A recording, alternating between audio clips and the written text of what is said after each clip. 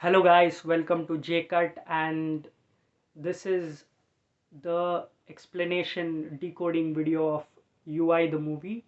और ये हिंदी में बना रहा हूँ और बेसिकली इसमें बहुत कुछ है डिकोड करने के लिए। So let's take it as 3 layers में डिवाइड करते हैं।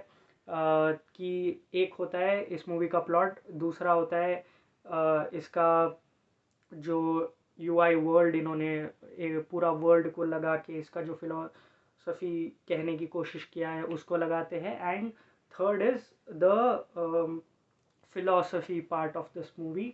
और इसमें काफ़ी सारी गिमिक और काफ़ी सारी चीज़ें किया है जो ऑलमोस्ट सिनेमा में ही शायद ही किसी ने किया हो। And this is Upendra style. So या इसमें बेसिकली मूवी के अंदर मूवी ऐसा को दिखाया गया है। बेसिकली लोग मूवी देख रहे हैं जो उपेंद्रा सर ने मूवी बनाया है मूवी में। और वो मूवी देख के काफ़ी सारे लोग उत्तेजित हो जाते हैं, गुस्सा हो जाते हैं कुछ लोग, तो कुछ लोग थोड़ा बहुत क्लैरिटी में आ जाते हैं और काफ़ी सारा हैवॉक बन जाता है और लोग प्रोटेस्ट करते रहते हैं इस मूवी के against. And there is media who wants to एक प्रोमिनेंट रिव्यूअर का रिव्यू जानना चाहते हैं इस मूवी के बारे में, लेकिन वो खुद कंफ्यूज्ड है कि वो क्या कहे इस मूवी के बारे में। और वो एक जर्नी में निकलता है ताकि पता चले कि डायरेक्टर का एक्चुअली क्या रीज़न था इस मूवी को बनाने के लिए। And he reaches the place where he was staying and he gets the almost burn script होता है जो मिला है। वहाँ से ड्रीम सीक्वेंस शुरू होता है कि एडम एंड ईव से शुरू होता है कि किस तरीके से ह्यूमन जब खुद से डिसीजन थिंक करके सोच के डिसीजन लेने लगा, कहाँ से कहाँ तक हम टेक्नोलॉजी रेवोल्यूशन और इस दुनिया में आए हैं। और वहाँ से शुरू होती है द पिक पॉकेटिंग गाय का, जो आगे जाके राजा वेशभूषा में दिखता है। वो मेटाफोरिकली हमारे देश के जो पॉलिटिशियंस है उनको दिखाया गया है, हमारे देश के पॉलिटिशियंस को दिखाया गया है उसके। और वो जो छोटे छोटे हाइटेड लोग हैं वो किस तरीके से कुचल के उनको, लाइक पॉलिटिशियंस हम इंसानों को किस तरीके से दबाए रखे हैं उसको सिग्निफाई करता है। ऐसे काफ़ी सारे मेटाफर्स है बेसिकली। फॉर एग्जांपल ये जो यूआई वर्ल्ड उन्होंने क्रिएट किया है, पूरा वर्ल्ड एक जगह बसाने के लिए, उसमें 3 कैरेक्टर्स मेजरली होते हैं जो है उपेंद्र सर का 2 रोल्स। एक होता है सत्या, दूसरा होता है सेल्फ अक्लेम्ड कल की भगवान। तो उनकी जो माँ रहती है, the mother character is basically mother nature. तो मेटाफोरिकली कह रहे हैं कि ये मदर नेचर है और उनके साथ सेक्सुअल असॉल्ट हुआ रहता है, जो ये सिग्निफाई कर रहा है कि हम किस तरीके से हमारे जो एनवायरनमेंट है उसको बर्बाद कर रहे हैं in the name of land mafia, in the name of medicine mafia, और भी कई सारे चीज़ें और कई सारे भिन्न भिन्न लोग इस धरती को किस तरीके से बर्बाद कर रहे हैं उसको सिग्निफाई किया गया है। और एक ज्योतिष सत्या को पालता है, और रशियंस और जो मिडिल ईस्ट के लोग हैं, आई थिंक अफगानी और समथिंग, वो इस उसके थ्रू भी मेटाफोरिकली कहा गया है कि रशियंस और अमेरिकन्स ने किस तरीके से अफ़गानिस्तान को यूटिलाइज किया है। वो भी ये किया है। और जो दूसरा बच्चा है वो इनके साथ पलता है और उसको बहुत ही ऐसे गलत आइडियोलॉजी डाली जाती है कि किसी का सर फोड़ के तुम जी सकते हो, एट्सेट्रा एट्सेट्रा। तो वो जाके बनता है बहुत ही बुरा आदमी। जो ये दो जो कैरेक्टर्स है वो हमारे ही भीतर है, वो जो अच्छा हमारे खुद का कॉन्शियसनेस सत्या जो हमारे ट्रूथ है, जो इसके थ्रू वो ये कहना चाह रहे हैं कि जो हमारे हमने ये सारे बुरे चीज़ों को इतना नॉर्मलाइज कर दिया है कि हम ट्रुथ को अपनाते ही नहीं है। हम ट्रुथ सुनने के लिए भी देखने के लिए भी कतराते हैं। सो ये जो कैरेक्टर है, कल की कैरेक्टर, वो लोगों को पकड़ता है, एक जगह में बंद कर देता है, वो ब्रेन टाइप होता है, वो ब्रेन टाइप वो कह रहा है मतलब ब्रेन टाइप एक जगह है वहाँ पे कैद कर देता है कि हमारे ब्रेन में हम जो भी इतने सारे चीज़ें डाले हैं ना, कचरा बांध के रखे हैं, वो सिग्निफाई एक तरीके से कर रहा है। और सत्या को भी लेके उधर डालता है और सच बताता है अपनी माँ का एंड एवरीथिंग। और वो एक सिग्निफाई करता है कि हम हमारे भीतर का जो सच है उसको छुपा के रखे, वो कैद है अंदर काफ़ी सारे नॉनसेंस की वजह से। और वो किस तरीके से वी हैव टू काम ourselves down and start thinking, उससे वो बाहर निकलता है, वो हायर कॉन्शियसनेस रीच करता है, वो जो स्पिरिचुअल पाथ ये करता है वो बहुत ही क्रिएटिवली दिखाया गया है।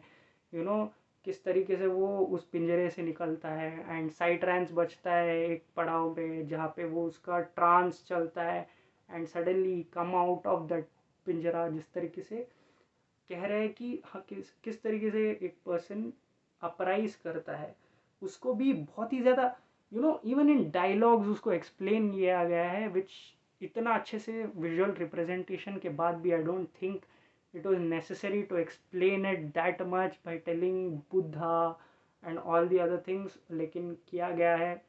इसमें काफ़ी एक्सप्लेन किया गया है, वो even the mother nature part को भी एक्सप्लेन किया गया है।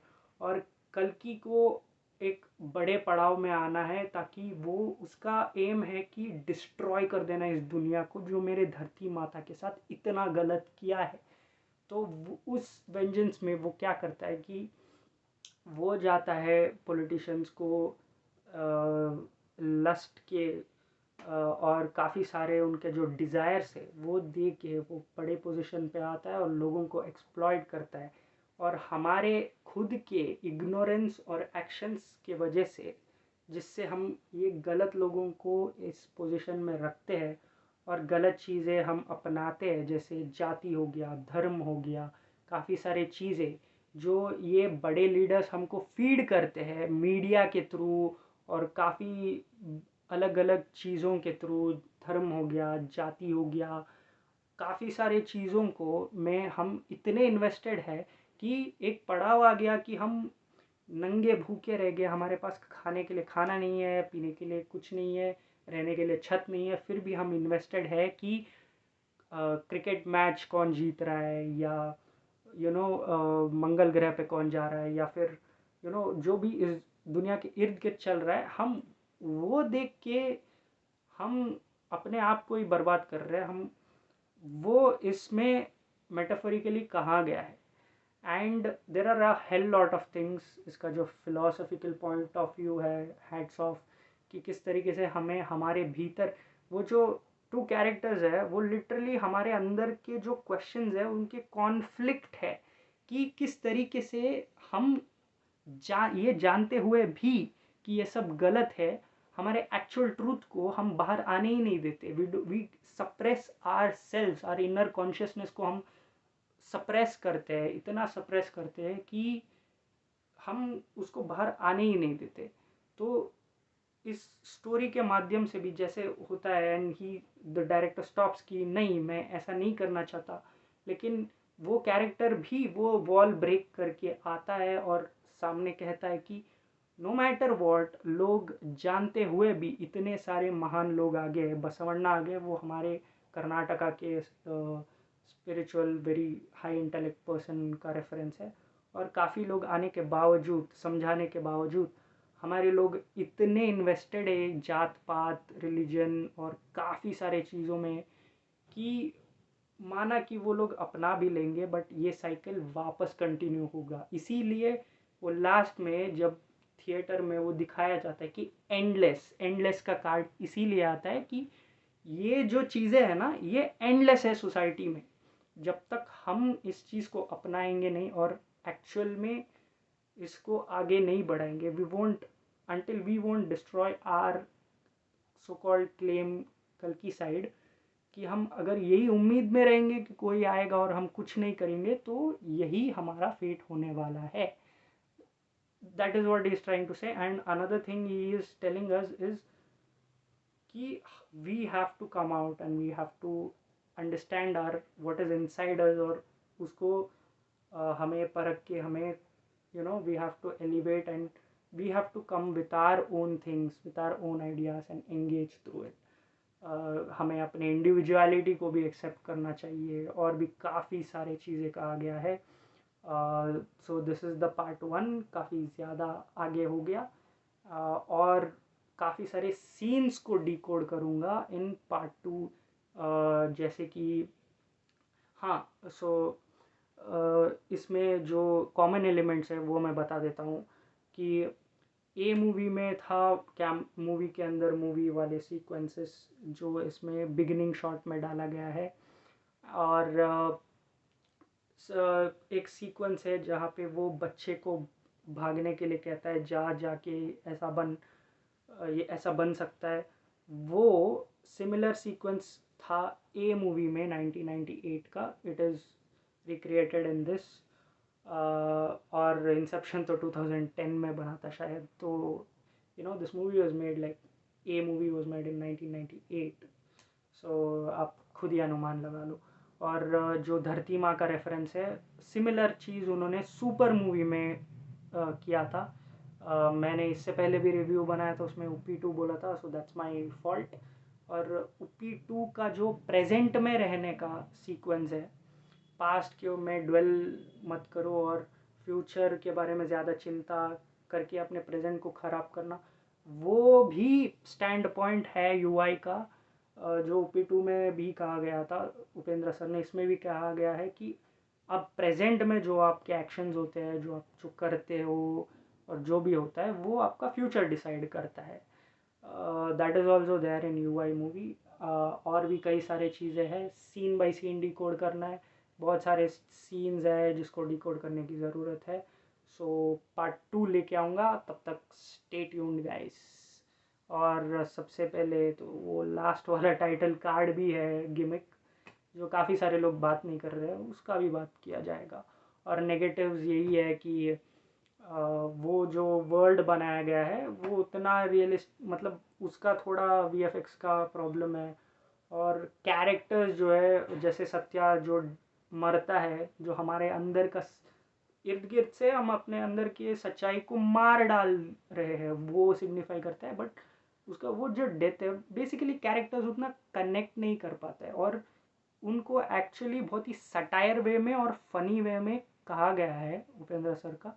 This is a style of making it like that. तो it will sound bizarre, it will look bizarre, but this is what it is. It is like surrealism with lot of over the top sequence दिखा के, आपको engage करके, आपको चीज़ें बताना. that is his style. so universal intelligence का part 1 अभी ख़त्म होता है और पार्ट 2 में काफ़ी सीन्स को डिकोड करेंगे.